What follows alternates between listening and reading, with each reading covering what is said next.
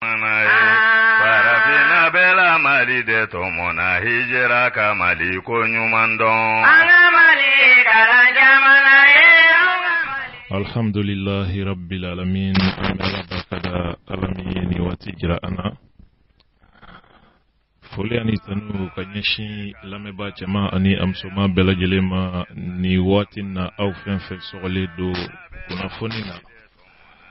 Jamana kono ani akoka. Amala barkada la bela jelena. Amala barkada wati bela jelena. Biye jumaye biye la romadunye. Bato don krengerlindo alsame bolo dien fa tanani bela jele konnala. Do munu mbeke ya rabbi amed dugaw ke ala ku jabi. Jamanay ala ka basigi. Dien re konno fili. Dien re khami jugu ani agale jugu. Agundo dombaye ala de fere mimi soro ala o bela jele bi ala de bolo. Angandama kasi ala laka ala wele. Kanjigi da ka hinauka ya samse ka nyesuma soro chogomi jamana ani diembe dekumi kono ani genante jogomi kono jisma se ka bon akan chogomi dienre geleyaw a chamanye aramadun nyinani alaka kituko damunu jirala ala ko konnala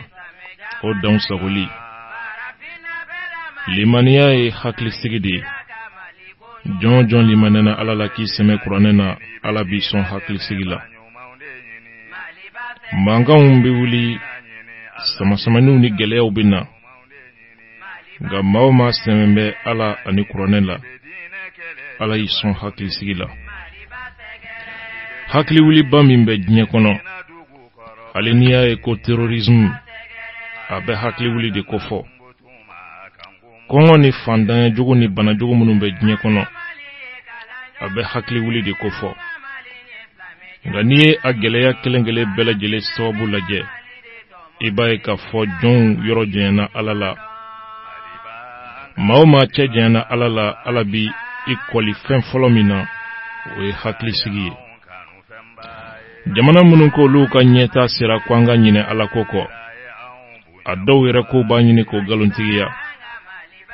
mobili dagabanaw glana a jamanaw kono gerke minaw glana yiriwali sabatira a jamanaw kono nga hakli sigi o ma sabati a jamanaw kono cogo shedila kadamuga unyinena alakoko mapsega fo unyinena uyiraba kunko sabu nyine alako oyeka nyine iraba kunko ya rabbi alakan kisama geleya munumbe dnye kono geleya munumbe jamana kono geleya munum be jon klingina bela jele dala kamana gani hami atigi ye jon ye o Allahu de jon ni kono flila koko la doni fenfe mana giriya ima limaniya tigu olubu ka doni seme jonna o ye udambaye ya sabu se ka boda soro chogomi ambalma o misali mamunum be dodon kurane kola ubenya folike anye ni misali la shu anikle Nabi Musa alaka chidindo akanyina maya walanda bawde ba kono do masake no tunye frownai adona fe wati mi dendo kanga bange demin kanga ka fangatnye fama bi fembe fe fo ka fangatnye ba mi dine la seba kwama aye dotro sojo de fen bi bange o san kono no kera che abo bonanina o dotro so kele Nabi Musa abangena o kono akena kono flikoe abama bami ni limaniya tigido aduskun la bombe ni alakoe de mina ke chodi abikishi sayama chodi akera kono fliko baye abama musobe hamina de don mo ko ma ba aye den takado minen kono kamana ganso bula ka kalfa alama ka den bla baji sanfe ambalma niye walanda bade haklima be walanda soro min kono jon ni dekun barka bunyana ka konofli barka bunya asega tigi manoy alay ki jigida o alaka itse famina ani famin keme ki kenye asebe aladi dinyara ni blale minengono ko bla baji woyo sanve aladi ba don woyo kanga sena e yoromi aladi ba don absega kisi ka tanga chogomi o bara de kera nabi Musa abafe ya rabbi alaka haklin mandi ama den senzena ka sena e fofrona aka paledala ka den hina do masake musola ka den lamo masake singoro ka ode kuroya ka klaka o fanga chinye ka alako sabati Allahu akbar ambalmaw kodono ye walanda chaman bo ningono kodono ye walanda chaman bo ni tariku konnala nabi musabba aya debla woyo fe ka jigida alakan ala e den segi ama togo yala jonshi sega minke ni ala rete ambalmaw ya rabbi alakan hamina ko ugla na hamina ko te mawre mago sali dengo hami be dawla akeme ka furu sigi yere geleya a chamama anga jamana in kono den soro baliya abe to jugu chamanda mala ka soro latige udo ya rabbi geleya mbe mawma kan ala ko bela jele son dina o sebi ala di o misali u fana chama ala e oke ya rabbi ala ka ambela jele son fena anga herabe mina madawla iba surambe nata fen chama no fe anga here tola iba surambe boliko chama fananye anga here bodila o kama haklima ukadugawu anga here be famina ya rabbi ala ko lati ambela jele labango nyuma ala ko di anklingel na bela jele ma limaniya hakika ala kan bla o sirakan ala ka anga hamina ko glan na hamina ko te mawre mago sali ala ka ya fam bela jele ma nga mimba ni ala che obana ala di che mimba na manyon che oye adamakoye be juma dunya yi bato munu mike afan fani ala tabita ya rabbi ala ku bela jile jabi anyi ambalmaw bismillah لبيك فأنت المعتمد فنواني با يره فيري agence Al-Madina awulila delikula hiji ani imura laben chugo nyuma odebe ani to bonywana au ba fe katami hiji lawa au ba fe katasili an kutigi Muhammad sallallahu alaihi wasallam aleka misri sanuma inkonwa au ba fe kakaba munumunu lafia ani anye don konanawa au ba fe katamina Muzdalifa Jamirat ani unanywana wera ulawa ayo ko bela jileto agence Al-Madina mo agence Al-Madina alebi soni sigi feminga sanwosa hiji nyedomba uka dofara uluka nyedonka mamunu nya kebaw ye ulufana ka seka famya lisoro agence Al-Madina nina ka be hiji de tata hakemo ukeme ka labe belajile tike wasa o ka seka lafia hiji ka yoro kilingile belajile la Al-Madina saka naka wati belajile la abi kuna funi jonjo di auma au ka seka hiji famu wani au sera ke yoro la au ka seka lafia ka uka duga uke akanake diku korona la Al-Madina ukoku be dugawo ke mali hiji de belajile ye mali silame belajile ala ka se anika do amusaka noya am belajile ka sikata silame ya jose duruna bara uke ni uika do hiji Al-Madina ayaw haklito samba flani tani wolonvla hiji wati sera wili kuma do kausani isengadi ma hakemi ni ulu kankata ulu damadonedo ni aube feka Al-Madina soro ayet nege juruta kachi 20 23 22 06 76 44 42 11 66 85 99 92 Al-Madina wati bela jele kake au sago ani au dongoy لبيك إلهي يا سند لبيك فأنت المعتمد لبيك إلهي يا سند لبيك فأنت المعتمد kalan jamana ye onga mali islam jamana ye parafina be bela mali de tomona hijira ka mali ko nyumandon anga mali kala jamana ye anga mali islame jamana ye parafina bela mali de tomona hijira ka mali ko nyumandon anga mali ye kala jamana ye anga mali islame jamana ye parafina bela mali de tomona hijira ka mali ko nyumandon anga mali kala jamana ye anga mali islame jamana ye parafina bela mali de tomona hijira ka mali ambalmaw abismillah kunafoni keneka kenraye kunafonda se sabe mimbe nangwa mako l'indépendant oye ajira ka fo bayangara anga gendarme kele obonena anina ka kele wara jogi akera dankar wale do senve min kera ka nyeshu ka posema obe wo araba utkalo kle muga anisaba dankar wale do seve min kera fitri o nyekorlala akera dugomina obi wole ko wo gendarme kele ale bonena anina dugu nyera ni bayangara che abe kilometre binani ani wolonfla bonyangola ani bankas che kilometre bisaba bonyango mopti region konnala gendarme nun tumbe kata mchido de la banyangara o senve marfatigi dow olu ye janda unye dugumbi wole ko wu o yoro kerfelala mogo ni kise o chaman kone kongona ka nyashi gendarme olu ka mbulfenma mali yɛrɛ cɛfini taba fila bonyango kise olu sɔrɔ fo ka sɔkɔrɔ juguya a yera k'a fɔ min ye u ka marshal de logis chef ye ale kɔni tora a ka jongida la filanan in o sɛbɛkɔrɔ jonginen don halibi o sɛnsɛnna ka se kɛnɛyaso la a bɛ se ka furakɛ cogo min gendarmerie ye mission dɔ bila ka taa ani ka taa se gardiw ma ka taa yɔrɔw la ka dɛmɛ ta ka gendarme tɔ ninnu olu sɛgɛrɛ a yɔrɔ bɛɛ lajɛlen la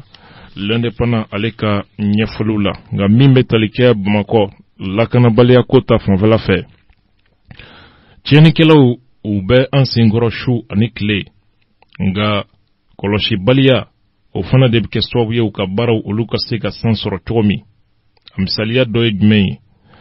n'i ye jateminɛni kɛ zon minnu ni u bɛ tiɲɛni kɛ bamakɔ yɔrɔw de bɛ yen yɔrɔ dogolenw na bamakɔ selekew olu ni ɲɔgɔn cɛ yɔrɔ minnu ye u dogo yɔrɔw ye yɔrɔ minnu ye u ka tiɲɛniw o labɛn yɔrɔw ye an'u ka maramafɛnjigiw olu dogo yɔrɔw ye maa minnu bɛ yen ni olu ka baara bɛnnen don an lakanani ma su ani tile olu ka kɔlɔsili ka fara sigida maaw kan o bɛ se ka kɛ sababu ye an bɛ se ka kisi ni wale cɛjugu ma cogo min o siratigɛ de la Suguninkura yɛrɛ fanfɛlaw fɛ kulu minnu bɛ yen ka yɛlɛ o kulu ninnu maa yɛrɛ yɛlɛ man di a kulu ninnu fɛ o kuluwow ni ɲɔgɔn cɛ tiɲɛnikɛla minnu bɛ hippodrome 1 ani hippodrome 2 la u ka baara cɛjugu a bɛɛ lajɛlen bɛ labɛn o kuluwo in de la yen ye u biri yɔrɔ ye kunnafoni jɔnjɔnw sɔrɔla lakana sabatibaw fɛ bamakɔ yɛrɛ polisiw ka sigiyɔrɔ sabanan n'o ye 3e arrondissement ye ka fara polisi directeur régional Chaka Siribe kan olu ka cɛsiri kɔnɔ u ye mɔmɔni kɛ ka se ka bolo da ni makofɔlen ninnu kan ka yɛlɛ ni kunnafonidilaw ye fo kulu in na ka taa jateminɛni kɛ a ko bɛ cogo minnu na min bɛ tali kɛ a taama senfɛ sa kunnafoni fɛn o fɛn bɛ nin ko kɔnɔna la Chaka Siribe ani kunnafonidilaw masalala taama in a kɔfɛ a ye fɛn min sɔrɔ ka fɔ ɲɛfɔliw la aito anga ka kuma lamɛ. Bon, tout d'abord mba aw fo parce que aw ka tuma nɔfɛ ka yɛlɛn fo sanfɛla in na yan i b'a dɔn n'i bɛ yan i bɛ Bamakɔ yɔrɔ bɛɛ de lajɛ i b'a bɛɛ ye k'i to yan yɔrɔ in na aw yɛrɛ y'a ye sisan nin wo min filɛ nin ye an bɛ min kɔnɔ nin yan nin wo in de ye bandiw jatigila ye c'est-à-dire ɲɛ b'u ka sangew la n'u ka birifiniw n'u ka finiw alors nin bɛɛ de bɛ yan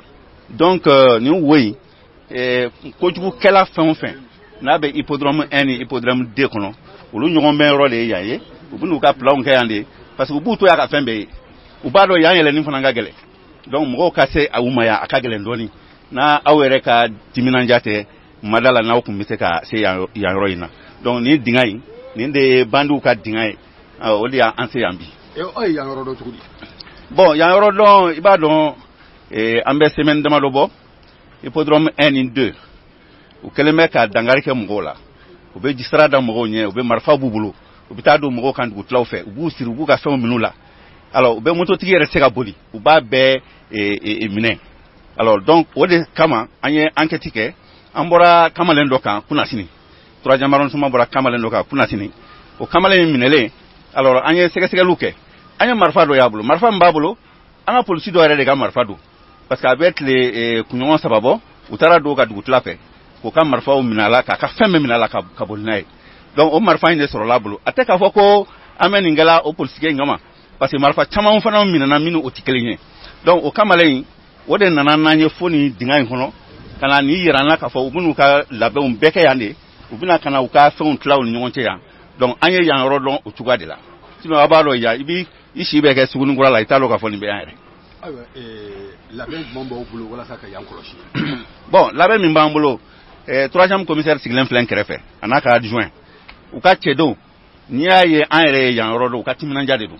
su ni tile u bɛ timinanja de la ka don fɛnjuguw kɔnɔ ka don wojuguw kɔnɔ ka yɛlɛn kulu in na yan sɛgɛn min b'a la ala b'a dɔn mɛ u b'o sɛgɛn kun o labɛn an b'o de la su ni tile Bamakɔ fan bɛɛ lajɛlen na pour que sécurité a ka se ka sabati a ka se ka lakana Bamakɔkaw ka se ka lafiya sɔrɔ sécurité ko la an ka baara ye o de ye an engagelen bɛ o de la. Sidibe n'u ko minɛn b'aw bolo a kama. alhamdulilayi minɛn b'an bolo n y'o de fɔ an ka kuma la a bɛ semaine 3 bɔ ministère de la sécurité et de la protection civile u bɛ ka n se kɛ alhamdulilayi bi kɔni an nana ni mobili minnu ye aw y'a ye yarɔ mobili ninnu carburant fana b'a kɔnɔ bon mɔgɔ minnu tun b'a kɔnɔ fana marifa b'u bolo an yɛrɛ fana marifa b'an kɛrɛ la donc ça veut dire que vraiment aujourd'hui an bɛ ka minɛn dɔw bɛ ka d'a ma a bɛɛ ma dafa dɛ a bɛɛ ma dafa mais a dafala ye jumɛn ye o ye anw yɛrɛ ka cɛsiri de f'an k'an cɛsiri de pour que vraiment défi min lancelen don sécurité ko la an ka a lever Afrique France tɛmɛna conseil d'entente national tɛmɛna olu bɛɛ kɛra ka ɲa mais lafiya dɔ de bɛ an kan ka min di sigida mɔgɔw ma bɛɛ ka se k'u ka taga ni ka segin kɛ lafiya la donc minɛnw kɔni minnu b'an bolo an bɛ kan ko olu minɛ ka ɲɛ o de kosɔn an bɛ yan bi. nka laban jama bɛ se k'aw dɛmɛ cogo di. bon jama b'an dɛmɛ e yɛrɛ ɲɛ bɛ nin na a mana kɛ cogo o cogo dɔw bɛ dɔw yɛlɛntɔ ye yan ɲɛ bɛ nin fini minnu na fini jɛmanw b'a la ɲɛgɛnɲɛgɛnmanw b'a la sɔgɔmada fɛ kɔlɔsi dɔrɔn de don e mɔgɔ min bɛ to i ka étage la yen fɛ ka dɔw dontɔ yan mɔgɔ 2 mɔgɔ 3 mɔgɔ 4 i k'a dɔn yan tɛ si yɔrɔ kɔni ye donc n'i sera ka polisiw wele an kɛlen bɛ ka mɔgɔ dɔw ye nin wo nin kɔnɔ yan an t'a dɔn u kɔni bɛ fɛn min na dans l'anonymat y a pas de problème mais n'a kɛra k'a fɔ fana ye kojugukɛla de minɛ u ka yan yɔrɔ yira an na o fana ye fɛn dɔ de ye an b'o dɛmɛ de ɲini population fɛ u ka an dɛmɛ an t'a kɛla an yɛrɛ kama an b'a kɛla population de kama donc u ka an dɛmɛ ka kunnafoniw d'an ma ka an faamuya ka siraw don an kɔrɔ pour que vraiment bɛɛ ka se ka lafiya n b'a ni ce. an balimaw nin tun ye polisi directeur régional ye Bamakɔ commissariat bɛɛ ɲɛmɔgɔya bɛɛ ale de bolo Siyaka Sidibe o ni 3e arrondissement u ye cɛsiri min kɛ yaasa u bɛ se ka nin ko bɔ maaw senkɔrɔ cogo min baara min do yɛrɛ ye ciw do u kan ka fɔ a baara la a cɛsiri kɔnɔna la nka fɛn dɔ ye tiɲɛnikɛlaw minɛni ye fɛn wɛrɛ ye u ɲangeni ye o kuma fo kiiritigilamaw fana ka banba ni ma kofɔlen ninnu u bɛ se ka dɛrɛ cogo min a ka dɔn k'a fɔ ni minɛna nin wale ni nin wale la Mali kɔnɔ fo ka taa fɔ min kɛra sa ni sa hakɛ ni walew tɛ e tɛ kɛnɛmana ye i ɲɛna bilen o bɛ kɛ sababu ye ka caman bɔ tiɲɛni na nka ɲangibaliya hali zonjeni mun nana n'a ye maaw tigɛra sariya ni sariya baarakɛlaw la a bilala bɛɛ kunna k'a fɔ ni a y'u di fanga tigilamaw ma k'u b'u bila o danayabaliya de kɛra sababu ye maa minnu bɛ ni u ye tiɲɛnikɛla minɛ o yɔrɔ bɛɛ u bɛ tasuma ka kan k'a jeni bɛɛ kɔni b'a dɔn fɛn ɲuman tɛ jamana kɔnɔ ka adamaden minɛ ka tasuma bila la nka jamana ye sariya jamana de ye maa minnu baara tɛ foyi ye mɔgɔ mago sakɔ ani mɔgɔ faga o mana minɛ waati o waati i b'a mɛn ko u y'a labila kiiritigilamaw bɛ kuma lankolon sugu dɔw fɔ ko plainte t'a kama k'o kama olu y'a bila anw bolo k'a fɔ plainte kɛra kama plainte ma k'a kama sariya ye sariya de ye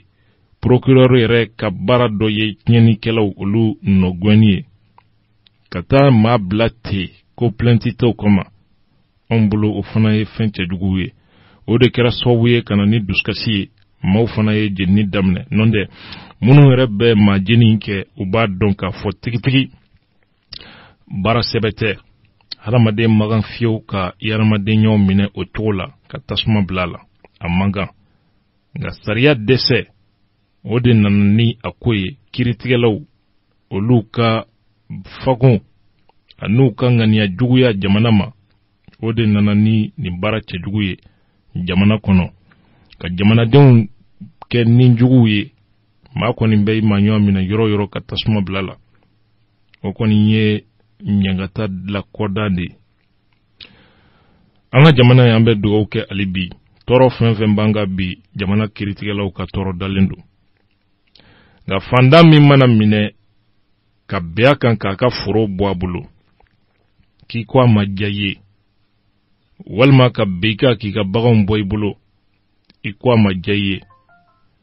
walima fanda min ni setigi dɔ kɔni mana kari ɲɔgɔn na o datuguli kaso la ka ɲina tigi kɔ pewu a joko kan kiritigɛlaw u fɔrin bɛw la nka tiɲɛnikɛla minɛnen kana d'u ma ko a ye nin kɛ tan o bilali o dugujɛ walima o tiɲɛnikɛla yɛrɛ ka sa ka so aw minnu yɛrɛ taara di k'a sɔrɔ aw ma ka so sɔrɔ fɔlɔ an ka jamana kiritigɛlaw u kɛn bɛ wane o ko la dɛrɛ jamana bɛ paraɲɛ kelen ta cogo di fitinɛ fɛn fɛn bɛ jamana nafolo dungo jugu hali n'i y'o fana ta a bɛɛ ye kiritigɛlaw ka baara ye maa bɛ faso bɔnɛ miliyari 10 na i bɛ miliyɔn 100 miliyɔn 50 di kiritigɛla ma a b'a fɔ k'i ma foyi kɛ dossier bi classé n balimaw jamana nana sigi a sen sabara kɔnɔ n'i ko i b'o lakile u bɛ taa grève illimité la u b'a f'i ɲɛna ko l'indépendance de la justice o kɔrɔ fanga da man ka don kiriko kuma na l'indépendance de la justice o kɛn bɛ sababu ye kiritigɛlaw kɛn bɛ ka kirisow kɛ a dama jamana ye olu ye jamana min ɲɛmɔgɔw ye olu bɛ jamana min sariya sigi u yɛrɛ ye olu bɛ u yɛrɛ mako dilan sariya la kɛnɛ min kan an balimaw jamana nana bila o dako min kan o de ye jamana fago fo ka se nin hakɛ la kunnafoni lase sɛbɛn olu fɛn fɛn bɛ n bolokɔrɔ bi don baro kɛnɛ kan u y'a jira k'a fɔ mujawo n'o ye tiɲɛnikɛ jɛkulu min tun kɛn bɛ ka gawo minɛ u ye maaw sen n'u bolow tigɛ ko u b'a ka sariya de boli maaw kan a maaw cɛ la dɔ sɔrɔla ka minɛ u la ni o bɛ wele ko aliyu mahamani ture a ka kiriw olu dayɛlɛla bamakɔ cour d'assises min ni o bɛ sen na o kɛnɛ kan a cour d'assises a jateminɛw kɛra gabriel cɛnufɛ ale tun bɛ a kɛnɛ kan ka baaraw jateminɛ fo ka se a labanyɔrɔ la mahamani ture a ka avokaw a n'a ye maa minnu senw n'u bolow tigɛ gawo kɔnɔna la ko zonw do olu fana ka avokaw ani minnu yɛrɛ tɛgɛw tigɛra a fɛ olu bɛɛ lajɛlen tun bɛ kɛnɛ kan gabriel cɛnu a ka ɲininkali sera ka ɲɛsin a kelenkelenna bɛɛ lajɛlen ma nka min ye aliyu mahamani ture ye ale min ni a tun bɛ mujawo nɔfɛ aliyu mahamani ture a yɛrɛ balimakɛ dɔ bɛ yen a ye o labila mujawo maaw ye u y'o bolo tigɛ ko u ye son ye o fana tun bɛ kirin kɛnɛ kan a ka seereya gabriel cɛnu gɛrɛla a la k'a ɲininka ko in kɛra cogo min mokhtar ture aliyu mahamani ture a balima don a ye min sɔrɔ ka fɔ mokhtar ture a ye to an k'o lamɛn. bon waati min na ne mɛn na y'a sɔrɔ ne kɔrɔkɛ nin quoi a ye ne defandi fo ka dɛsɛ quoi donc o ye transport bɔ ko ne ka na mali. e kɔrɔkɛ ye jɔn ye? ne kɔrɔkɛ ye aliyu mahamar ye min kiritigɛ ye sisan donc ne nana y'a sɔrɔ n bamuso bɛ bamakɔ Douentza donc n sera Douentza ne ye min sɔrɔ ne y'a di a ma ka tila ka segin ka taa Gawo quoi donc ne seginna Gawo dɔrɔn awɔ ne taara u bɛ sunɔgɔ la fɛn ninnu quoi mujaw ninnu donc olu ko mɔgɔ si tɛ se ka olu fɛn ta u ta bɔ kala donc ne nana place kelen ani turaya fila n taara n'aw ye donc cira ne fɛ dugu jara sɔgɔma 9h ne segi ka na d'u ma quoi ne ko comme ko mɔgɔ si tɛ se ka maga ninnu fɛn na o de kama ne y'a kɛ o ko n'a ye ne ja y'a sɔrɔ silencieux de bɛ ne bolo comme u b'a la ka mɔgɔ tɔɔrɔ cogo min na u b'u bɛɛ oroser quoi donc ne nana ka fɛn ninnu d'u ma donc olu ko ne ma ayi ne ma n t'a fɛ ka segin n'a ye n b'a fɛ ka suɲɛ nin yɛrɛ de donc n kɔrɔkɛ nin fana ko ale y'an interview fo ka dɛsɛ quoi donc ale ko u y'a ɲininka fo siɲɛ 3 ale ko kuma a tɛ se ka kuma u ka taa a sariya bɔlen kan donc n b'a la dɔrɔn n y'a ye u taara mun sen bolo tigɛla dɔrɔn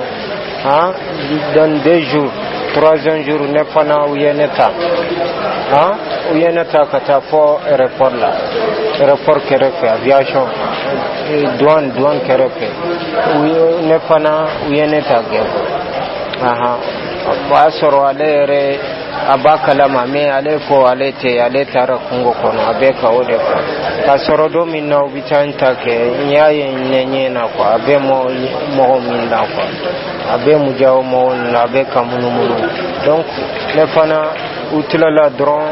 ne bɛ ka lajɛ mɔgɔ min na n tɛ k'a ye parce que a ko u ka taa kɛ mais ale a tɛ se ka na ne lajɛ quoi parce que e ka laɲini ye mun ye nin kiiri nin kɔnɔna na e b'a fɛ mun de ka kɛ a la sisan sisan kɔni mun bɛ a bɛ ala bolo a bɛ fabaw bolo an kɔni an mago bɛ an ka droit la dɔrɔn quoi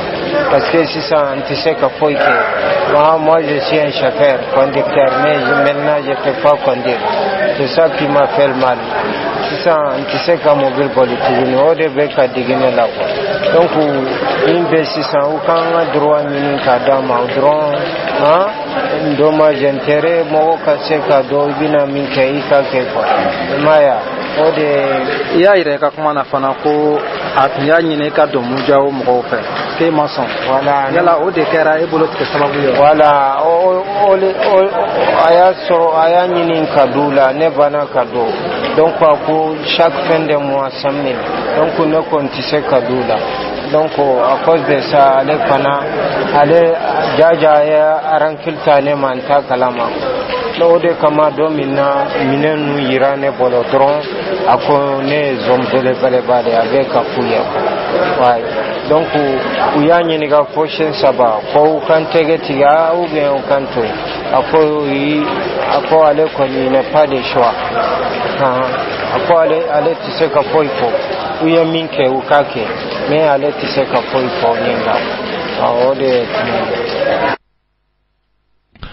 an balimaw nin tun ye Mokhtar Ture ye Alioune Mahamane Ture terroriste min n'a ka kiiri kɛra ale ka balimakɛ dɔ don n'o ye a cousin ye Gabriel Tienu ye kibaruya lase an ma cogo min an balimaw min bɛ tali kɛ maître Cɛsolo Konare ale de tun ye terroriste in ka avocat ye n'o ye Alioune Mahamane Ture ye maître Cɛsolo Konare Gabriel Tienu ye ɲininkali kɛ a la kiiri in kɛra cogo min a n'a ka hakilina ye min ye maître Cɛsolo ye min sɔrɔ ka fɔ la an k'o lamɛn. Cɛsolo Konare n ye Alioune Mahamane Ture ka avocat dɔ de sisan juge bɔra y'a jira k'a fɔ a nɔ mina le tun bɛ fɛn o fɛn na ko a nɔ b'a bɛɛ la mais o waati kelen na o y'a jira ka ko hinɛ ka kɛn ka k'a la sariya numéro 18 ko n'a ko ni hinɛ ka kɛn ka k'a la ko n'i ka kɛn ka faga de ko tribunal bɛ se k'o ɲagili na fɔ san 5 ka taa san 20 kaso la o sariya kelen numéro 19 na o ko n'i ma deli ka bila kaso la fɔlɔ foyi fɔ nin de y'i siɲɛ fɔlɔ ye ko olu bɛ se ka kaso i bilara waati min kaso la o bɛ se k'o yɔrɔ dɔ juru dɔ i la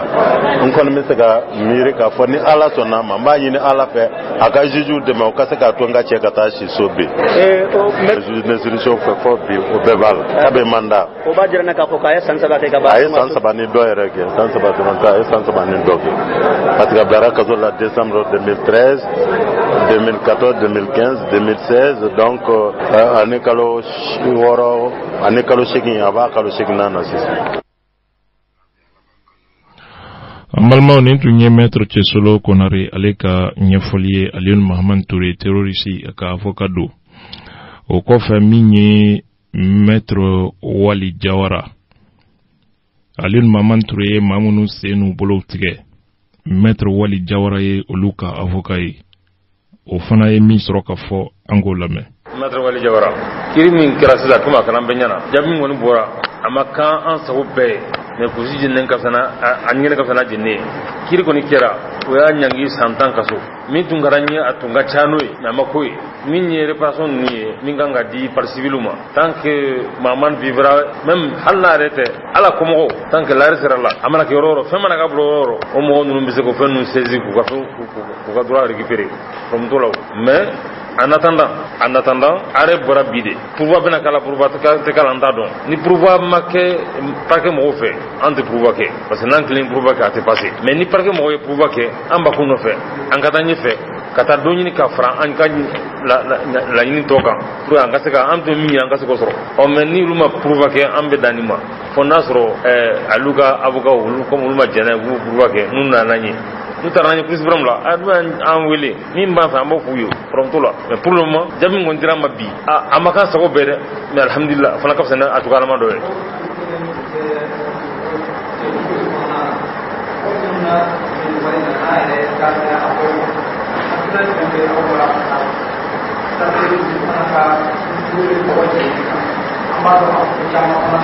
an y'o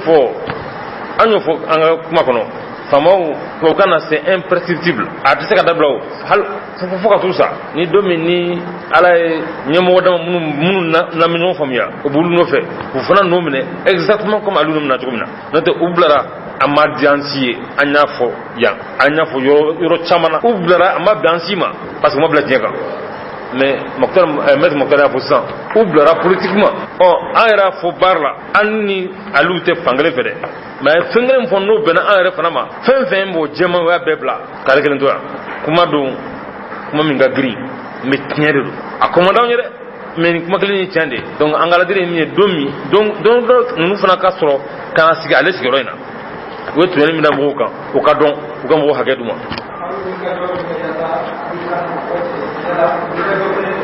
o bɛ 5 ans mɛnna o bɛ 5 ans mɛnna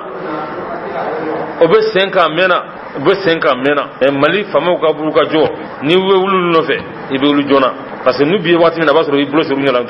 t'a ye fiyewu donc an kɔni wulikajɔ bɛ yɔrɔ la an wula a mɛnna wa an t'a labila fana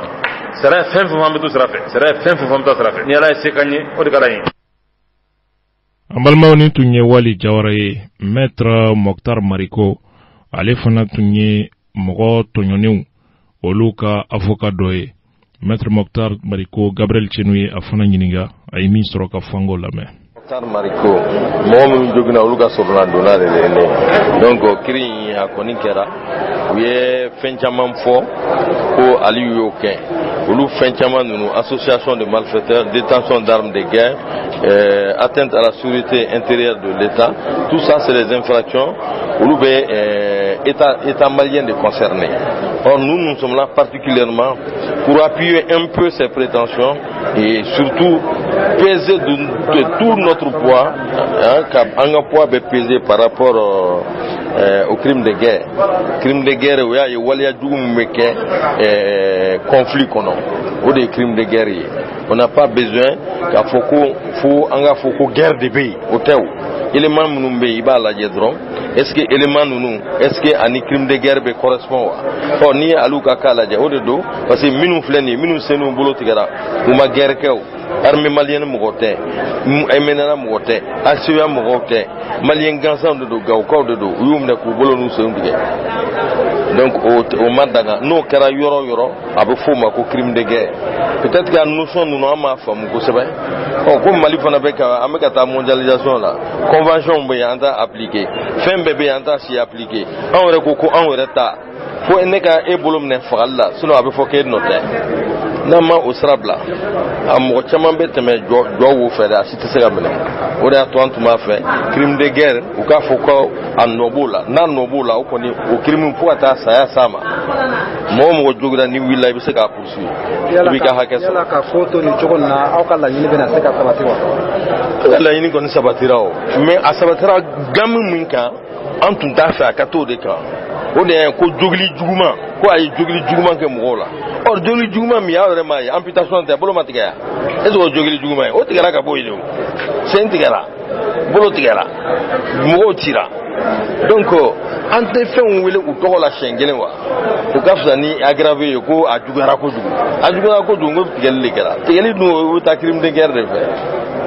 yala welewele ma da bolo b'aw bolo wa. non anw tɛ se ka weleli kɛ fo ni procureur de ye weleli kɛ ni procureur ko k'a ma jɛn n'a ye parce que ni procureur bɛɛ tun bɛ gamme kelen kan au niveau la k'a fɔ ko crime de guerre don ni procureur sɔnna sisan ka pourvoi kɛ k'an ka taa cour suprême na an bɛ taa dɛmɛ parce que o yɔrɔ la sariya de bɛ fɔ yen k'a fɔ ko nin y'a fɔ tan Burama y'a fɔ tan a tɔmɔna a taara nin sira fɛ o tɛ dɛ sariya min fɔ an b'a lajɛ est ce que o de appliquera o de ye cour suprême ta ye. an balimaw nin tun ye Mokhtar Mariko ye victime olu ka avocat do an b'a jigiya k'a fɔ faamuya sɔrɔla ni kɔrɔfɔ in na min kɔni ye ni tiɲɛnikɛlaw ye ni y'olu ka jugement ye maa minnu tun minɛna anw bɛ se k'a fɔ nin ye jɛgɛdenninw olu kirili ye minnu tun tɛ kuru kunna u t'a ju la n'olu bɛ jate i n'a fɔ lalɔmaw ko i kɔnɔ ka maaw sen n'u bolo tigɛ ten u kunfɛ ko la u tɛ ko yɛrɛ min kalama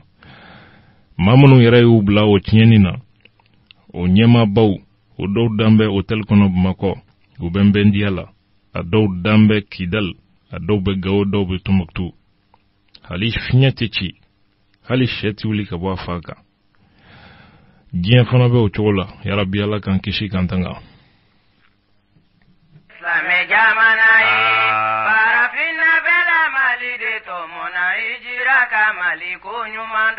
Anga mali ye kalan jamana ye aunga mali ye islame jamana ye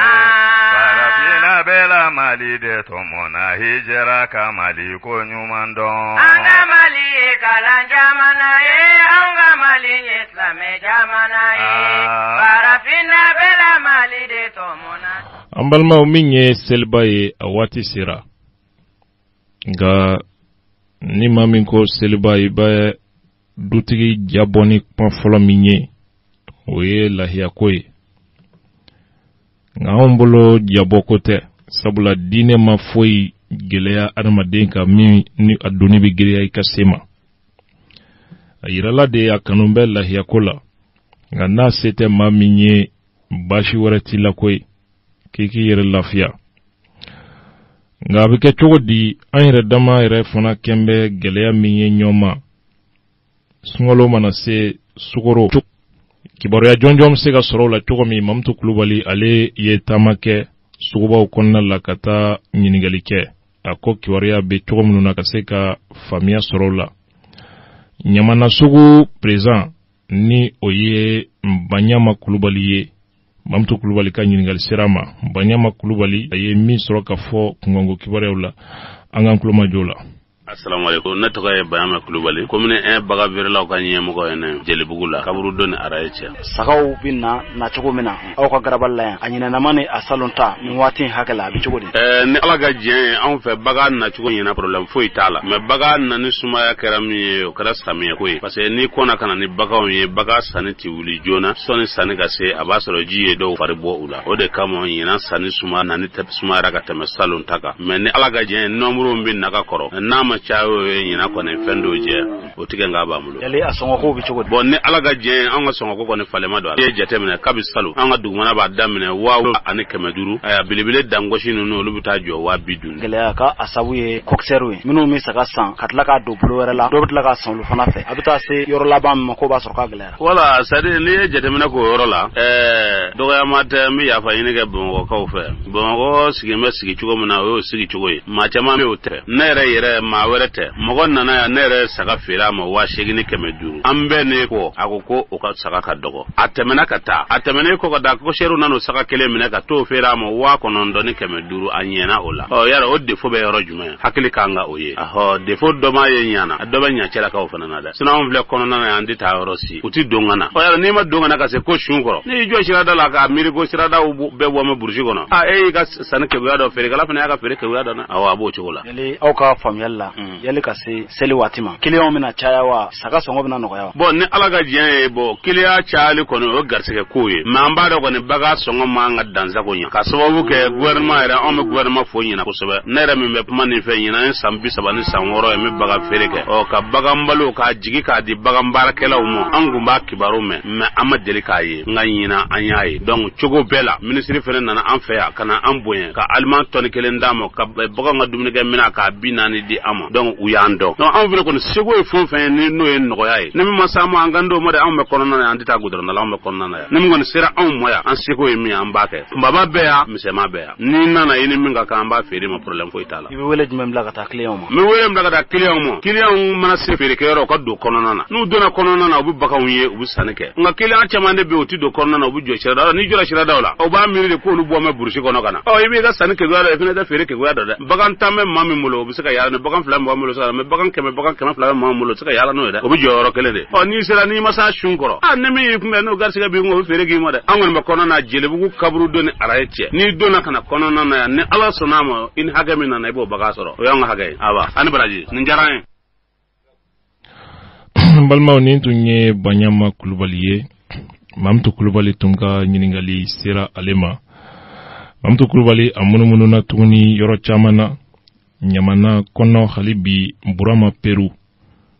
olu ka baganfeere sugu o ɲɛma dɔ don Burama Peru ye min fɔ a ye to an ka fana lamɛn Burama Peru Ɲamana Ɲamana do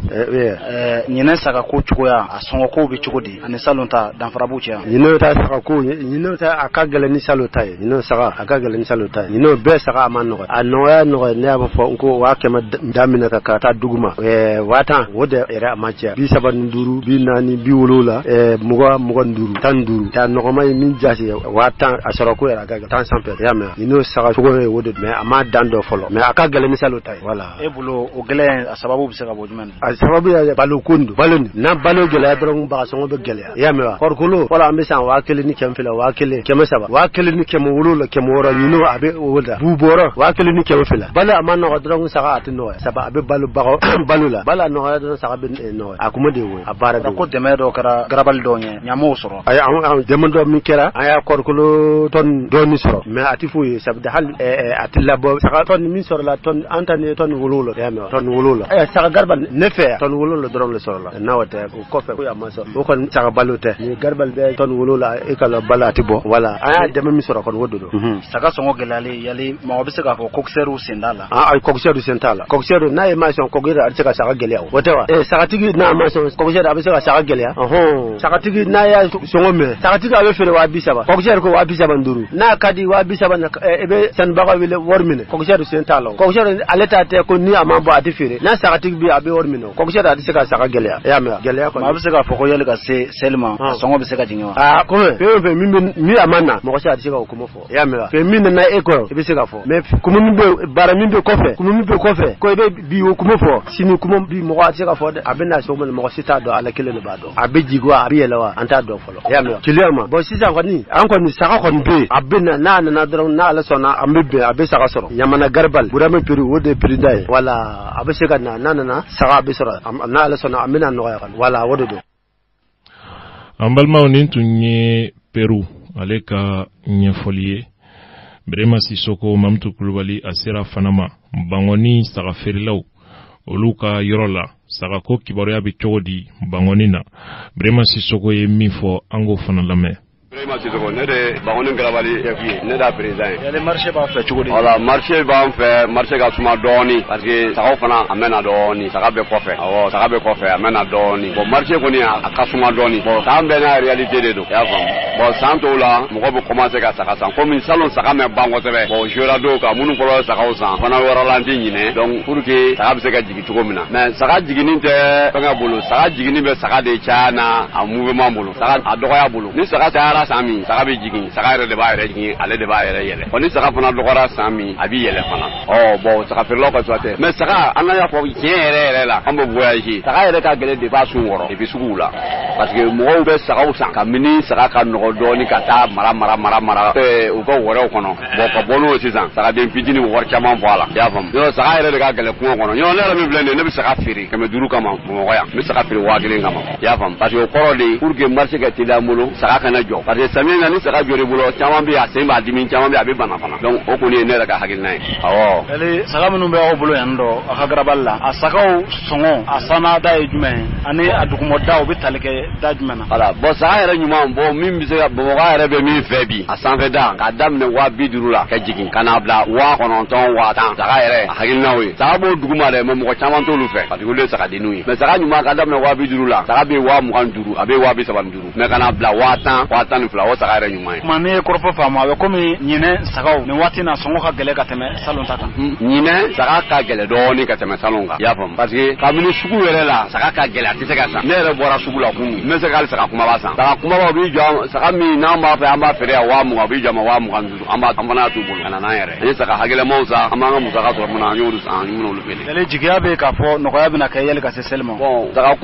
ko abi dépend gazige ko doro la parce que nyimi ko neza do bi o be changement ka saka la changement jume sisan aba be abi saka san ere morgu fla ere morgu sa aba fa kana na bu ko me na ko bara me abi ta direction wala la ta ko wari ubi abi ta Sénégal bon o de be saka ko ere fana ko chaya parce que na chara ya do be amano le parce que o de saka do mara amena donc saka ere morgu duru woro charge utana Sénégal ubi utana Fodouari saka ko be dépendre o de la ya yo saka ko ni ya amoro na me banna la folo yo saka ere abi ambi doli biya ma me banna na halbi parce que na folo ko sukute téléphone ko clé na sa bebe buro iklo da sa ba to di bo ko saka be wuli folo da wuli na bi da fo to gel ga suya bon ko chama mo de ka sisan ali flado be ala te na flado lo daleme o poni kalo jora no chama no do le fly wono la wole kan laban juma mi bo wole ko laban mi woni mena bolo mo ka hagili sigi ba ngo fe ba yere malen bere kire am bege here de be nyoga mulu no ka fo ko am be gele ake saka ko la wote me be fe so to na commerçant be fe so to le bi ka doni le da ka bo ka amne mais mo ka jete mi ka fo saka ka gele to na saka ka gele fabri burju kono mo ko dini ba yere gele am bulu yo nan no wara ni na ka be duru ni wa gele ati fe mais ni mo chara ka gele yi o de be saka ko gele no ko me mi ni malen ve be ga gele sigi be ka saka bi mais mo ko fana ka na tawa de dabla don pare ga warte mi so ka ti jola aw fana te saka di da yo be ka saka be jamana yi mono ka dabla wata ma ka dabla fo wa mo na be ka saka bi soro ni na le mele ko ni mo ka ko ku lo ka sabali doni be ka saka ko baki bi ka saka soro an wani ba do be bi ka saka soro fala yikenga ko man no ne Sikai Traoré fala je sema yengrabal fana akobi chogodi mamtu kulwali amrumuna kase fana Sikai Traoré ye grabal nyemodo ay nyinigali ke o fana na misro ka fango lame Romina halbi sigero tibulu na tanko ni amba amandi buriya me halbi akil sibilente condition jomende bawni mi ya meriche bo condition ti foita ni ya anga meruche parce que mi bemba ni anga meruche na yuble Romina obini ala ko anga meru ya me anga komisi meru le na yuble Romina obini ka fo be kan toro amatoro yu na yera kuma ambi se ka condition minke bu jono jaba bo wele kam mimbe nani nga barakala wi be ki ka client bonyo parce que ni be barala client mimbe ni bara ko bonyo ya famia ni bi fenye ni mogo bo fiki kolon i ba ka kuma munyu aya min fo bo munyu hal ni ba da atate nye ba mari du seconde yana wo wa mbodi ni na ka mogo pefe be ka kilian bo aban saka songo nyina namane asalulama be dan faraju men jatem na wonyo bo nyina la ma salo na tintia me salo saka fere law be segena parce que saka bina akone amakene nyana me nana nasoro nyel kera parce que muy ya nyel ke yorobe kera saka ye ni ngarbali e donda kelindi ni donda in minana ka bandoro aban kilian foiti doya kilian do be bita soro ka juru bala na ya saka do soro fo gurona la bo sa tini ka juru sara bita na yere min be bolo ma fere juru min be ni atiki fana che fana o fana masa o be gale ayu so ya fa me no te saka ko ne bo ambe yoro men sa saka magale ko asongo saveda o bo songo da ko ne saka ko songo bebe da kala kada mina wa shegi na wa tan wa muga wa bisaba abede be sakala parce que saka o te kili sura saka bi dono saka bi saka mara lombi segu saka bi abede be saka be na qualité do belebele do la kama cha ni wa bisaba yara bodon yara bodon alna be yara bodi bada ka ya ufula be tata bise ka yele saka minga ngoni e bado alne yara tima bisaba ibado kinyate bo chokorba du manga nga galanti wala saka koni kadam na binan na wo bebe saka la ko yale client kan na ne ko bi chukudi kwa chanwa wala ma yara te kana wo yara fana de binana ni yaye ambutai wo de binana ambutaji parce que wulu binasi sa nye bala garbal falendo bo sanu a chamambe asanendu mais atiki bafo ko abila yaro tibulu akato yin folo bo ni min natalendo bafo na ba to fosu sadisu we ka minke muga bebe ke tan watantanye ubambale amfana be ku belengo odedo amane na ya zaka den tansanga na masa ne bise kata do ranyinwa ibita soro kilen na denduru doronde be no bolo ni kilanu nanu tamina wati mina ba nyete fosla iri kolongo iri langolo otima ubado ko besen yafa mais nalla yake ni saka uchaira uli fana bambi mais ni saka dogoyara amfana bubinde wala la hali abite ani kilanu nungo na mitende parce que be ngane jugudo bila nyane jugubila sali su na desara sali su abibinga fe ko ser ko jugudi bo ko ser ko ni ayaye se ka keleme ko ser ma ama afanga mambo anfe fo ni client yara nan ko so yemi ma anfe an ko ser fanga mambo mais client yara do tuma dola ika bosel gala na ma min fiye etison quand sera déjà yani ni ya welo ko imo be sagala iba abitile la drabi boli kana saka tigife karsa ebe ni ndi anjoli ya famia abi abubu go sidamina saka kele obuwa sa faraka saka kele obuwa wa nani faraka mais obela ni ko ibobali abitile ka ibaye abitile ka ublanyo kona parce que aba fo kila ni yaye abeka dimino koro koma yaye ne be ke deme odi ko sa be ka di otima sisa aba ublanyo on déjà ko sori akuma min faye odona hakila ka ba ni ko ama chogo idabo na ka saka ferela otima nu tara kera fedro aba faye ni yaye abeka na kele koma yaye ne be ke deme kazara teke deme abeki kunchire parce que saka mi bitazara ya wa plus sora la ya wa saba sora la mais o fo kunte mais na ko anga fa amba fo ya famia parce que ban fana to kinye saka chama be na uliyare da ba galia ne saka di ma wa tanduru ya feri ka kliya ma wa muga ya famia mais ebi tlaka ko saka tigu da ka gal ya wa duri min faraka nyino no kala wo yoro de akalla kana be chugode ya la kana ko ni la kana masabati mais mo ko yoro bu ya la parce que ambe garnyuta fambe mais o beta bali ni ciyal na domina ciyal bike ya famia polisu ko ni la kana mali la kana ko ni amase auka mado garbal mo da be bodon nga ngata mo kuma kan wala wala ka juma bolo ka black client wala ka mi me bloga black client kana sakasa nu ba fe ambuta shi kana ko kana sakasa parce que nu ya sakasa e fanna to ni min tora ibo bere nyenyi mais nu saka mi ma walu nu manasa ala dernier min be wula kana nyon fe o bina soro saka temo bulu est ce que ni ya saka mu ngambe bulu saka bisa bi gon dongo do e be fro bulu bo ka duma ibit lege mo iti saka kelen fe dongo do ibi mindo dumni na kacha waflay do alla tilitli atisa itise ka ta do oro san ko fara ka e ko ni bi fremme bo wuli gana sani ke wati min asori itise ka yoro siso ni daral ni munte parce que daral bi zera boya sokoma o dombe bi se daral te mo ko ya mo ka yere min bi boya no ka ta daral la kacha nete saka bi se ka soro yoro jamina ala danya men ko itiso ko soro bile ani sugu keli araba mi mina wadron de sugu keli yoro jan sugu ko ni araba mi mina waya bani min bambole yoro era masa yoro akoma no ni ay nyina ere ni ay ni tle ni wati dama yere sali dama la mbutaj bati ke saka kola kala fombe fambe parce que abise ka fenga suina ere ibaye saka be chone abise ka dogule ni saka do gubolo bibe o ba do mobile la obina sokon to de akono ya doni abe mishila abe saka la abe mishila ya fami wala ali to sinkai terore bo ne de 30 meter garbal president amalma nintunye mamtu kulwali ayemunu salomi ke grabalu ni nyonche ka kiwaria nyini sa kola an kundalembi to kokola folo sabu kuma mimbe sisa an geramandi o kumaula yarabi alaka seli teme herela ka nyini demba ufe namba ufe kuku wakili to andogonu na kosobe selnye korola ni seldo ani selidu sa jawla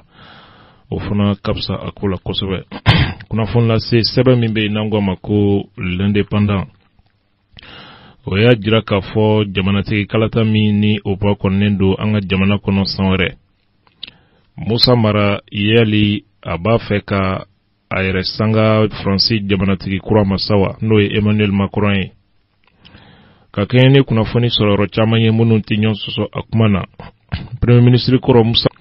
a labɛnnen don nataw la tɔn dɔ sigi b'a bolo n'o ye mouvement dɔ ye. A ko a bɛna kɛ association yaasa ka jama fara ɲɔgɔn kan kanubaw bɛɛ lajɛlen fara ɲɔgɔn kan ka garizigɛ di a yɛrɛ ma 2018 jamanatigi. Kaba bɔra premier ministre ya la Musa Mara marché la k'a fɔ a ŋaniya ye k'a kan bɔ jamanatigiya nɔfɛ a siɲɛ filanan na. A yɛrɛ bi k'a fɔ an bɛ dɔ bi président Ibrahim Boubacar Keïta ale bɛ chaise sanfɛ. O chaise Musa Mara bɛ munumunu na fo a fana ka sigi o chaise kɔnɔna la. Bamakɔ yɛrɛ commune 4 o maire kɔrɔ don. Ministre kɔrɔ don min tun ɲɛsin bɛ duguba kɔnɔnaw ma. O kɔfɛ min ye Musa Mara ye a yɛrɛ fana ye fɛn min ye o dɔ tun ye ka Bamakɔ mairie o maire ya ɲini o jatew tun bɛ a bolo. Nka an bɛ don min na ko bi a bɛ n'a fɔ min ye jɔnw ye conseil de cercle ani ka taa se min ye district ma a yɛrɛ k'a fɔ ko o bɛ sɔn ka bila waati wɛrɛ la ka a kɔtɔrɔma bɔ. O kuma yaasa ka se k'a ka fanga bɛɛ lajɛlen ɲɛsin 2018 jamanatigi kalata ma président min ye Musa Mara ye ka kɛ ni kunnafoni sɔrɔ yɔrɔw ye u y'a jira k'a fɔ ko a b'a fɛ ka fara ɲɔgɔn kan ba dɔ sigi sen kan jamana yɛrɛ politique maaw ani min ye jamana yɛrɛ association jeunes a bɛɛ lajɛlen ka fɔ ka kɛ i n'a fɔ Faransi jamanatigi kura min bɛ o y'a kɛ cogo min ka fara ɲɔgɔn kan ba dɔ boloda ko la République en marche Emmanuel Macron Faransi jamanatigi kura ye a kɛ cogo min. O kama Musa Mara a ye hakili jagabɔw olu sigi sen kan ka se ka jɛkulu dɔ sigi sen kan min bɛna bɛɛ lajɛlen ka fɔ ka se ka a dɛmɛ o kuma ani k'a ka parti yɛlɛma o dɛmɛ cogo min na. Hakili jagabɔ a yɛrɛ k'a fɔ ani ka parti yɛrɛ cadre caman bɛnnen don a hakilinaw la o kuma minnu ma baasi ye a kunkanko kɔrɔfɔw la. Nga ko fɛn min proposera n'o ye ka hakilina min yira o de ye u ka kɔlɔsiliw kɛ hali bi. O kuma min ye u ka parti a yɛrɛ k'a fɔ ko o kɔni bɛ suspend n'o ye k'o gulon fɔlɔ. O kuma o gulonnen yɛrɛ don a bɛ tile kalo damadɔ bɔ majorité présidentielle o kɔnɔna la n'o ye tɔn minnu ko k'u bɛ jamanatigi dɛmɛ parti yɛlɛma ko olu sen don ni o kɔ la u y'o k'o gulon fɔlɔ. Kunnafoni lase sɛbɛn u y'a jira k'a fɔ ko u ye nɛgɛjuru ta dɔgɔkun tɛmɛnen ka se ka ɲininkali kɛ min ye premier ministre Musa Mara yɛrɛ la ka se ka kibaruya jɔnjɔn sɔrɔ nin ko in na. A ko an bɛ yɔrɔ min na ko sisan olu kɔni bɛ hakili jagabɔ yɔrɔ de la nka ko foyi ma sigi sen kan fɔlɔ. Foyi ma boloda a ɲɛ kan fɔlɔ ka o sigi sen kan. Ni waati kɔni sera ko u bɛ baara min na k'u tilal'o la a bɛ kunnafonidilaw olu ladɔnniya Musa Mara ka ɲɛfɔli la. A yɛrɛ k'a fɔ kunnafoni min bɛ yen bi o de ye k'a fɔ yaasa ka se ka nin baara in ka sigi sen kan u ka fara ɲɔgɔn kan 2018 ko la Musa Mara ŋaniya ye parti yɛlɛma yɛrɛ o ɲɛmaya ka o bila fɔlɔ. Ani leader caman kumana ani élu ani ka taa se politique ɲɛmaw olu caman ma yaasa ni ŋaniya min bɛ a la ka ɲɛfɔli k'u ye o ko la. O maaw cɛ la ADP Maliba ɲɛma ko a n'o kumana Amadou Cham. Adema député dɔw a n'olu kumana société civile maa dɔw fana ko a n'olu kumana. O kumaɲɔgɔnyaw olu bɛ to sen na ani denmisɛnw minnu bɛ association kɔnɔ a n'olu fana kan ka ɲɔgɔn ye ka nin hakilina in jira u la. Kunnafoni labanw na u ye kunnafoni sɔrɔ k'a fɔ jɛkulu in ko u ye jabala yɛrɛ dɔ ta ko o bɛna kɛ min ye tɔn in a ka jabala ye min bɛna campagne labɛn 2018 Musa Mara ale tɔgɔ la o baaraw olu sigira sen kan kaban. O kɔfɛ ko o jabala in bɛ ACI 2000 kɔnɔna la réunion kɔni sufɛlaw fɛ ko olu ani tilefɛla la olu bɛ kɛ a jabala in kɔnɔna la a ɲɛ kan. Kunnafoni an ye nin sɔrɔ sɛbɛn min kɔnɔ an ko a ma ko l'indépendant. Dina nyini ni bedina deme ba nyumande nyini Maliba segere bedina nyini ni bedina kanu ba nyumande nyini Maliba segere. An balimaw kunnafoni lase sɛbɛn l'indépendant o ye a jira k'a fɔ ADP Maliba ɲɛma danga n'o ye vice président ye Sidiki Alimami Kulubali. Musa Mara ye nin tɔn min sigi k'a ye a nkalontigiya ko ale sema don a tɔn na. A tun yirala k'a fɔ ko Siriki Almami Kulubali ADP Maliba Musa Maraka ni tonkura ko abe ako konnala ka Musa Maraka jamanatigiya lakale latige ADP Maliba vice president Siriki Almami Kulubali ako ni kuma ko tinya kuma te ko ale mado foila politique ko strafe inafo nina nywanao aka parti ka baraw kofe ale dama do politique ko warela ale ye politique mai ale ni politique ma waraw ubuseka kumanyonya uteme uninyonche ngwa ko ale te mouvement foila minga deme jombe Musa Maraye walma mouvement suya wore ama démissionné ka boaka parti la ale ye au parti premier vice président il faut que c'est bila wa parti yɛrɛ sigiba fɔlɔ dɔw ye ale ye n'o ye ADP Maliba ye o kɔfɛ min bɛ tali kɛ maa min tun jirala o kuma ko Musa Maraka conseiller politique do o kuma primature la nin kɛra ale ka jaabi ye o kɔfɛ sɔn kɔni kɛra fɛn min ma o de ye k'a fɔ Musa Mara ale bɛ a dɔn dɔnbaya bɛ u ni ɲɔgɔn cɛ o kuma ale yɛrɛ masurnama o mangutu b'a kan ko a masurnama ye Musa Mara ye nka a ye fɛn min pereperelatigɛ di o de ye k'a fɔ bɛnkan foyi ma tɛmɛ ale ni Musa Mara cɛ walima politiki ɲɛma wɛrɛ cɛ n'a bɔra ale yɛrɛ ka parti la ADP Maliba o kuma o ADP Maliba président d'honneur ani a président yɛrɛ i n'a fɔ Alioune Boubacar Diallo ni honorable Amadou Cham bɛnkan bɛ ale ni maa min cɛ politiki kunda o ye ni maa fila dɔrɔn ye kunnafoni an ye ni sɔrɔ sɛbɛn min kɔnɔ an ko a ma ko l'indépendant Maliba fɛgɛrɛ ni bɛ diina dugu kɔrɔba de ɲini Maliba fɛ an balimaw politiki kɛnɛ kan hali bi kunnafoni lase sɛbɛn ye a jira k'a fɔ min ye UMRDA o président d'honneur kɔrɔ Bokar Musa Jara ko a ye IBK bila ko a bɛna candidat dɔ dɛmɛ jamanatigi kalata nata in na candidat min tɛ parti kɔnɔ n'o ye candidat indépendant ye makofɔlen IBK dɛmɛba fɔlɔw a bɛ olu cɛla kabi 2012 alliance IBK Mali 2012 o kɔnɔna la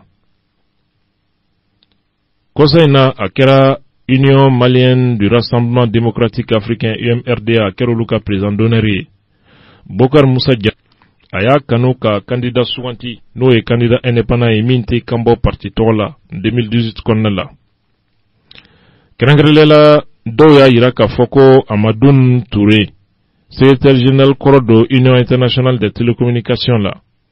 o kɔfɛ ko a kɛra conseiller ye Rwanda président kɛrɛfɛ Paul Kagame a yira k'a fɔ min bɛ tali kɛ u ka immeuble dɔ sigin bɛ sen kan u bolo immeuble kura do ani monument obélisque ko o cɛ mètre 300 bonyango n'o bɛ wele ko Bujiba u ye jabala dɔ sigi sen kan campagne ko kama a yira k'a fɔ a sɛbɛnnen do kan ko Alliance Kayra 2018 o kɔnɔna la min bɛ tali kɛ min ye maa ninnu ye u bɛ baara kɛ ye ni o ye Bokar Musa Jara a n'a bɛ fɛ ka maa min kɛ u ka candidat ye indépendant o tɔgɔ la ministre kɔrɔ Bokar Musa Jara kɔsa in na a ye a fɛla jɛya k'a fɔ ko a bɛna maliden dɔ dɛmɛ min sigin bɛ jamana kɔ kan jamanatigi kalata la maa min ni spécialiste do ni télécommunication ɲɛdɔnba jɔnjɔn do a tɛ ko ale bɛ IBK juguya la a ka dɛmɛ jɔn bɛ président Ibrahim Boubacar Keïta ye fɔ ka s'a ka mandat ban kuma ma nka ko maa kan ka fɛn min kɔlɔsi o de ye k'a fɔ jamanadenw hajo bɛ fɛn min na bi o ye yɛlɛma hakika ye o kuma fɔra min ye makofɔlen fɛ ni ministre kɔrɔ do transition o kɔnɔna la a ye fɛn min fɔ ka fara o kan o de ye k'a fɔ a bɛ association Kayra o ɲɛmaya la bi kuma a bɛ cɛsiri bɛɛ lajɛlen la yaasa u bɛna maa min kɛ u ka candidat ye o maa in o bɛ se ka san sɔrɔ cogo min 2018 jamanatigi kalata la seko ni dɔnko min bɛ o ma kofɔlen na ale bɛ o dɔn o kuma ko a ma sɔn ka don perepelatigɛ wɛrɛ la maa bɛ fɛn min fara o kan o de ye k'a fɔ Bokar Musa Jara a démissionné na ka bɔ min ye UMRDA la ni o ye majorité présidentielle parti dɔ ye wa ko parti yɛrɛ kɔnɔ jɔyɔrɔ fɛn fɛn bɛ a bolo a bɔra o bɛɛ lajɛlen la. Ale tɛ président d'honneur ye tuguni, parti secrétaire général tɛ tuguni kati section na, nga ko ale ye tɔnden gansan ye n'o ye militant ye. O kuma ko ale ni militant si ma gɛrɛ ɲɔgɔn na ka kuma yasa k'a ɲini u fɛ u ka tugu ale kɔ a ka nin kungilenna kura in na. Kunnafoni an ye nin sɔrɔ sɛbɛn min kɔnɔ an ko a ma ko l'indépendant.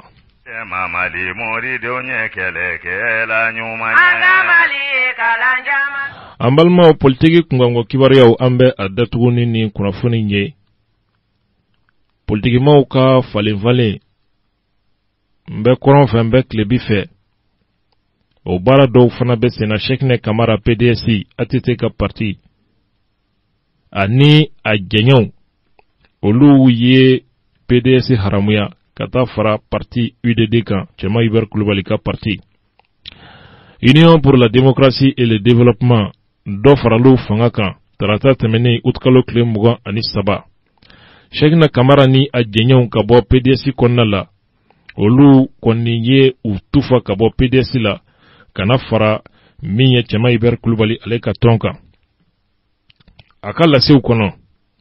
a ko adamadenw ni jamanaw ka ɲɛnamaya kɔnɔna la waati dɔw bɛ na minnu ka danbe ni tabiyaw ye kelen ye, maa minnu ka laɲini ni kungilennaw ye kelen ye. Tiɲɛ dɔ i b'a sɔrɔ u bɛ kɛ u tɛ sira kelen kan, nka a mana kɛ cogo cogo u bɛ laban don dɔ la ka fara ɲɔgɔn kan ka kɛ kelen ye. O kuma fɔra Cheikhne Kamara fɛ PDS maakɔrɔ dɔw bita ɲɛ. A kɛra cérémonie dɔ senfɛ cɛw ani musow u bɛɛ lajɛlen farala ɲɔgɔn kan u k'u hami ye fɛn min ye ka sɔrɔ jidi jamana kɔnɔ ka sigida taaɲɛ ani seko ni dɔnko ka sansɔrɔ Mali kɔnɔ. Lakɔlikaramɔgɔ don a ye o formation de kɛ. Dɔnni jɔnjɔn bɛ a kɔnɔna la min ye politiki kɛlɛw kɔnɔna la n'o ye militantisme ye. A kɛra min ye secrétaire du bureau de l'AM lycée de Nioro du Sahel o kɔnɔna la ka kɔrɔ. Club Mande Rassemblement a ye o jɔyɔrɔw kɛ. Parti yɛlɛma o sigiba fɔlɔw a tun b'olu cɛ la. Conseiller municipal Yuri mairie kɔnɔna la a tun bɛ olu cɛ la yen ka don. Secrétaire administratif parti PDS o kɔnɔna la o kuma ni a yɛrɛ démissionnena ka bɔ o kɔnɔna la bi. A ye a yira k'a fɔ a labɛnnen don ani a nɔfɛ ka baara kɛ u ka relation sira kan ni ɲɛmaaya hakilinaw ye, ni seko ani dɔnko ye, ni u ka kɛlɛminɛw ye, kɛlɛminɛ minnu ni u bɛna o labaara parti ni jama hɛrɛ kama. Jamana yɛrɛ bɛ daku min na o kunkanko kibaruyaw la, Cheikhne Kamara ani a jɛɲɛw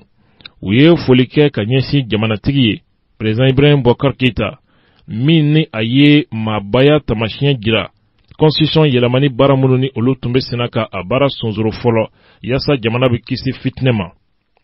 UDD ɲɛma Cɛma Iber Kulubali a ye kɔrɔfɔ ta a kɛnɛ kan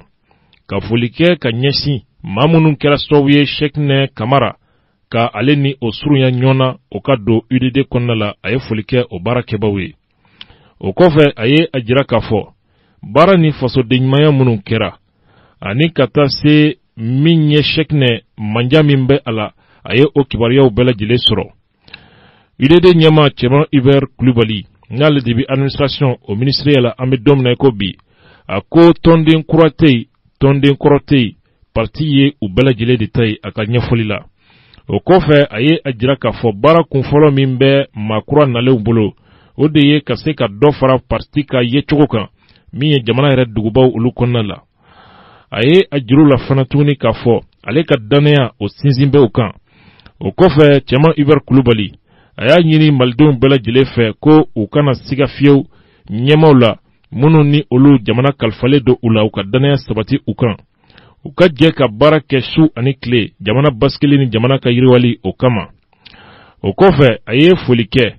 gouverneur kura nali min kɛra Kidal o kɔnɔna la. A ye o nisɔndiya foliw ka olu kɛ. Kunnafoni an ye nin sɔrɔ sɛbɛn min kɔnɔ an ko a ma ko l'indépendant. Farafinna bela mali de tomona hijira ka mali kunyumando. Anga mali ye kalan jamana ye aunga mali ye islame jamana ye. Farafinna bela mali de tomona hijira ka mali kunyumando. Anga mali ye kalan. Ambalma wanya jira aula ka fo dokun laban nun kono antumbe tamana tuba ani kiban kono. Kibankaw anye uka folikan lame kanyesi radio dambe ni abarakelaw belajelema Bamako ani jamana sigidugu wɛrɛw la nga min ye tuba karamɔgɔw ye anu fana ye ɲɔgɔn ye o kuma u fana ye folikan caman kɛ ka ɲɛsin radio in lamɛnbaw bɛɛ ma ka ɲɛsin abarakelaw u kelenkelenna belajelema ani ka dugawu kɛ kunnafonitigilamaw ye an ye taama min kɛ o la ani Musa Jamtɛnɛ ka se Mudir ka so Bashir Dukure ale tun bɛ o kɛnɛ kan karamɔgɔw u ye bilasirali kumaw ani folikan minnu kɛ a ye to an k'u lamɛn. Min fanga kuma na hadamaden sira dilanli an b'o dɔrɔn de mɛn a la ani ala ko sira yɛrɛ de an ka faamuya an b'o de mɛn a la n'i y'a kuma min mɛn maa min bɛ ala mɔgɔ min bɛ kuma ka taa ɲɔgɔn fɔ an bɛ tiɲɛni digɛrɛ min na bi a man ca maa na o de ko ka farin an ko min kɛ an bɛ dugawu k'u ye sun tile bɛɛ lajɛlen na n'ala ye kuma nɔgɔya maa min ye i kuma ma nɔgɔya bɛɛ lajɛlen ye n'ala ye dɔnni d'i ma dɔnni sira i ka yɛrɛ mɔgɔw la o de ka ɲi olu ka ye min kala i bɛ k'a fɔ mɔgɔw ɲɛna ka tiɲɛ don ka nkalon don ka tiɲɛ fɔlɔfɔlɔ mɔgɔw ye olu fana mɔgɔw ye mɔgɔ ka tugu tiɲɛ sira ko ka tiɲɛ sira bila an y'o yɛrɛ o de ye bolo kumakan na ne y'o de fɔ an ma kumakan na ni t'a fɛ a kuma ka sira ka tɛmɛ n kɔ ka sɔrɔ ka n bɛ ka dasu min ta ka sɔrɔ kuma kana kuma ka nafa bɔ kosɛbɛ ne kɔni se kuma caman fɔ kuma ma nɔgɔn ne yɛrɛ ma ne kɔni bɛ dugawu k'i ye su n bɛ dugawu kɛ tile la n b'a ɲini ala taala bolo sini kɛnɛ ala k'a ma ala k'u tanga u ɲɛfɛ kɔfɛ i sanfɛ dugu ma yɔrɔ bɛɛ lajɛlen ala k'u tanga i ka kumakan min n'u b'a fɔ kuma tilen na ala k'u dɛmɛ ni ka taa yɔrɔ min na hadamaden bɛ maa bɛ di min bɛ ka taa ala ka yafa n'u bɛɛ lajɛlen ma ala ka n'u sutura diɲɛ ni lahara labanko ɲuman ala k'o d'i ma an bɛ min diɲɛ kɔnɔ an bɛ ɲini lahara ya rabbi ala ka d'an bɛɛ lajɛlen ma k'an ka fa jana kɔnɔ ka se jahanama wassalamu alaikum warahmatullahi wabarakatuh. Bismillah walhamdulillah wassalatu wassalamu ala rasulillah. An b'a ala tanu ka waleɲuman dɔn ka nɛɛma ni kisi ɲini a fɛ k'a caya ciden Muhamadu kan sallallahu alaihi wasallam. O tuma kɔfɛ an balimakɛ Abdou Ɲangi a nana bɔ an ye a diyara n ye a bonyana an fɛ. Adamaden kumakɛlaw b'a fɔ k'a fɔ awa sɛn tɛ a jugu sɛgɛrɛ n'i y'a ye sɛn ta ka mɔgɔ sɛgɛrɛ o ye kanu de ye bon ciden sallallahu alaihi wasallam a don y'a jira ɲɔgɔn jura n'an tamana ka se ɲɔgɔn ma a bɛna ni kanu ye a bɛ dɔ fara kanu kan bon e maa min y'a kɛ kabini i wulila malikaw bɛ dugawu k'i ye o ye k'a dɔn k'a fɔ a bɛ komi i b'a la ka alijana yiriden fana de tigɛ fo k'i sagi ne wulila ka na i ɲɛ da i balima kan ni kun si tɛ fo a jurali ka ni ɲɛ da a kan ora a ka nali a diyara n ye an b'a fo k'a waleɲuman dɔn ladilikan suruma min bɛ an bolo o ye ala yɛrɛ ye galemɔgɔw ni labanamɔgɔw a ye a bɛɛ ladi ni ladili kelen ye kuranɛ kɔnɔ n'o de ye ala ɲɛsiranɲɛ ye bon o don de bɛ ale yɛrɛ ka kumakan na don o don n'a bɛ kibaruya di ala ɲɛsiranɲɛ ani tiɲɛ kan bon tiɲɛ de bɛ ɲini tiɲɛ ye ala tɔgɔ de ye bon tiɲɛ de ka di ala ye adamaden kibaruya kɛra mɔgɔw bolo bi komi balo cogo n'i y'a dɔn i bɛ ɲɛ mɛn yɔrɔ min na i t'a fɛ o tiɲɛ in a k'i dan n'a y'i sɔrɔ ko la i b'o bila kibaruya kuma sera n ka taa a lamɛn a kana na n da bon i y'a dɔn k'a fɔ i bɛ ka min lamɛn tiɲɛ de bɛ kɛ f'i ye n'o tɛ ni tiɲɛ tɛ ka f'i ye n'i tora a lamɛnni na laban awa a nɛgɛ bɛ bɔ i la i b'i yɛrɛ lafiɲɛ i b'a fɔ ninnu yɛrɛ tɛ tiɲɛ fɔ u y'a fɔ tan u nana fɔ tan tugun nka min jateminɛnen don ale ka kumakan na na ye min fo bi a mana kɔrɔ cogo o cogo kibaruya in bɛ tila ka sagi ka munumunu ka tila kana tugun kana o jɔ o dakun kelen na bon o bɛ mɔgɔw ka danaya sinsin i ka kibaruya dilenw kan na ni maa ye kibaruya di e nana dɔ wɛrɛ ye o contraire la wala a yɛrɛ nana kana dɔ wɛrɛ fɔ min yɛrɛ b'o kuma kelen wuya i b'a fɔ ninnu ka kibaruya in o tɛ tiɲɛ fɔ maa k'i yɛrɛ lafiɲɛ awa mama ka ninnu lamɛn kuma tɛ ka taa lakali maa wɛrɛ nka min jateminɛnen don ale ka kibaruya di la a yɛrɛ bɛ min fɔ kibaruya daminɛ na n'i y'a jateminɛ i bɛ to o de ye kibaruya kɔnɔna na bon o de ye danaya sinsin ale ka kibaruya in lamɛnni na an bolo ni radiotigiw y'a bila la sɔgɔma fɛ an b'an programme ka taa lamɛn wula fɛ tugun hali n'o kibaruya kelen de bɛ sagi wula fɛ tugun an bɛ tila ka o kibaruya kelen lamɛn bon o bɛ mun jira awa kibaruya deba yɛrɛ ka kanu ani a bɛ kuma kɛ ni min ye donc kɔni hali bi an b'a a ladi a n'an yɛrɛ ni ala ɲɛsiranya ye ko ko ni b'a la ni ala ko jateminɛ ala ko ye jumɛn ye ala k'i ka min kɛ i k'o kɛ ala k'i ka min to i k'o to o de ye ala ɲɛsiranya ye bon ala ko yɛrɛ fana bɛɛ y'o de ko min ka kɛ i ka sɔn kɛli ma k'i ka min to i k'o to bon kibaruya a tiɲɛlama ala ye an yamara n'o de ye an k'o lase bon ni yɛrɛ y'a dɔn k'a fɔ nin kibaruya in a tiɲɛ tɛ nin na hali n'i b'o lakali i b'a lakali ni u ka fɔlen ye a bɛ dɔn k'a fɔ karisa de ye nin fɔ wala karisaw de ye nin fɔ mais siga bɛ kibaruya in na dangana t'a kan bon o kibaruya lase cogo an b'o bɛɛ ye kuma na cogo la a bolo ale yɛrɛ sigalen bɛ min na n'a y'a fɔ cogo min na dɔrɔn i b'a dɔn k'a fɔ nin kibaruya in ye min ye danaya tɛ nin kan bon o kɔni an bɛ ladi n'o ladili kelen de hali bi ala ye siranya in kɔni o ka to a bolo a ka ko bɛɛ lajɛlen na bon n'ala ye kɛ maa fana ye maa min n'i ye awa i hakili ka di diina n'i ka diina n'i b'a fɛ ka a faamuya bi a faamuyali ka nɔgɔ sɛbɛnw na lamɛnniw na cogoya caman na maa bɛ se ka diina faamuya bon o ale bɛ to ka kuma ɲɛbila dɔw fɔ ala ko la bon ala ko in fana diina y'a k'a ɲɛɲini ten awa an bɛ kuma minnu mɛn awa a ka ɲɛbilaw la a b'a an ka danaya sinsin a ka kuma kan k'a fɔ ala ko a b'a faamuya hali bi a ka dɔ fara o ɲɛɲini fana kan bon sabu nakun ye o de ye diɲɛ ko n'i y'o kibaruya dɔn k'a faamuya ala ko o y'a nakun ye o ka gɛlɛ a bɛɛ bon o de la an b'a ye a ka kuma daminɛw na wala a ka kuma labanw na ala ko kuma a bɛ a daminɛ n'a ye wala a b'a laban n'a ye o ye ko in diya n ye hali bi a ka tɛmɛ o fɛ an bɛ a fo k'a waleɲuman dɔn sallallahu wa sallam ala muhammadin wa alihi wa sahbihi assalamu alaikum wa rahmatullahi wa barakatuh aywa bismillahir rahmanir rahim alhamdulillahi rabbil alamin wa salatu wa salamu ala rasulillah an bɛ allah ta'ala tanu kan ne mulki ka ta yankutu muhammadu ka sallallahu alaihi wa sallam an balimakɛ abdul yanki awa anani kana buanga yanno a jara nye kusube mai ni allah subhanahu wa ta'ala bolo alaka ni wana alaka nun chaya kana ni alaka ke here awa an kuni anya min awa an fama ka kuma na kuma ante sagi nyon ka kuma kauna o choya kelendo an ni su jalendo ne aka kunna funuye hali sida demisen darane wile aya soro ne be ka de lame so mai na ya bela jele lame foi matmenanga wa hal si safana o choya kelendo ko ablo yange be ngole ngwa be ke mo fila yewa ngwa akmana sidan to ba be ka la mo yore na sida mbora kana yana afi fo so mai na o be ka saka hal kelende ka